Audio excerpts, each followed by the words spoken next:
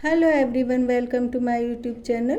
तो गाइज, जो भी मुझे सब्सक्राइब करते हैं, मेरा वीडियो देखते हैं, तो मैं आप सभी की आभारी हूँ। और कैसे हैं आप? तो गाइज, आज मैं एक ऐसी लड़की की कहानी के ऑडियो लाई हूँ जो बाल विधवा थी और मात्र 12 साल की उम्र में विधवा हो गई थी।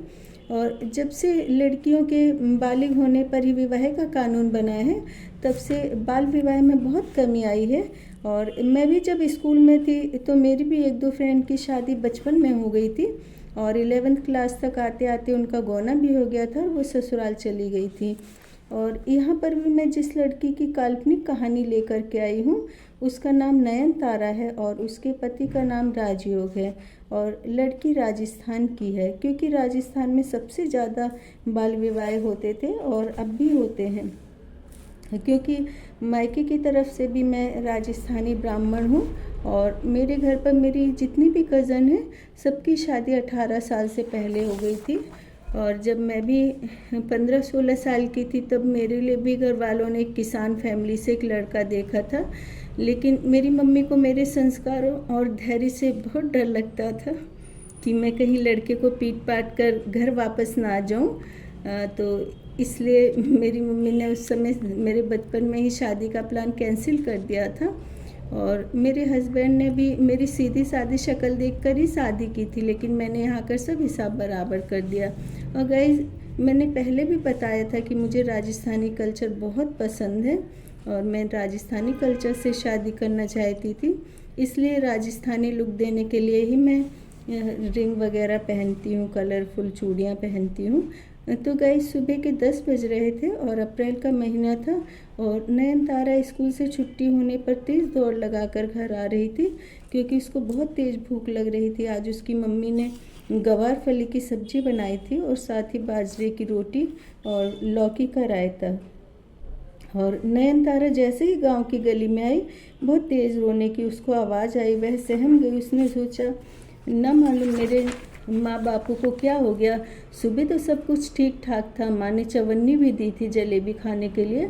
और नयन तारा डरी सहमी जैसे ही दरवाजे पर पहुँची, गांव की महिलाएं और नयन तारा के माँ बाप उससे लिपट कर रोने लगे। बोले, हमारी छोरी 12 साल की उम्र में ही विधवा हो गई और अब हम क्या करेंगे, इसका इतना लंबा जीवन कैसे काटेगी हमारी छोरी। और नयन तारा को कुछ नहीं समझ में आ रहा था। उसने मंजू काकी से पूछा, काकी विधवा किसको कहते हैं? तो मंजू काकी ने रोते हुए बताया, छोरी थारा बिंद इस दुनिया में नहीं रहा, जिससे तेरा ब्याह हुआ था अब वो दुनिया से चला गया और अब से तू सफ़ेद साड़ी पहनेगी, बिना तेल मिर्च का खाना खाएगी और तेरे बाल भी काट दिए जाएंगे और चूड़ी भी उतार दी जाएगी। और नयन तारा अपने बापू से लिपट कर रोने लगी। बोली, बापू, मैं ना उतरवाऊंगी कांच की चूड़ी। कल ही मैं मेले से लाई थी और ना ही बाल कटवाऊंगी, नहीं तो टीचर जी मुझे स्कूल में ना आने देंगी। बापू, मैं सफ़ेद साड़ी भी ना पहनूंगी।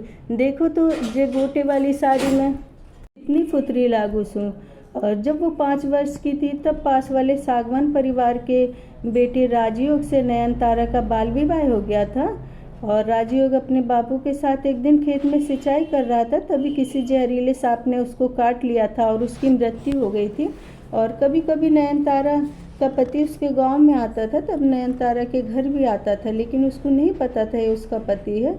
और नयन तारा के बापू से अपनी बेटी का दुख ना देखा गया। इतनी छोटी बच्ची जिसको रिश्तों के बारे में कुछ नहीं पता था और सारी उम्र एक विधवा बनकर समाज में अपमान सहकर रहेगी, यह सोच करके उसके माँ बापू बहुत ही परेशान हुए जा रहे थे। और राजयोग के अंतिम संस्कार की क्रियाएं होने के बाद सभी रिश्तेदारों को बुलाकर नयन तारा के बापू ने सबको अपना फैसला सुनाया।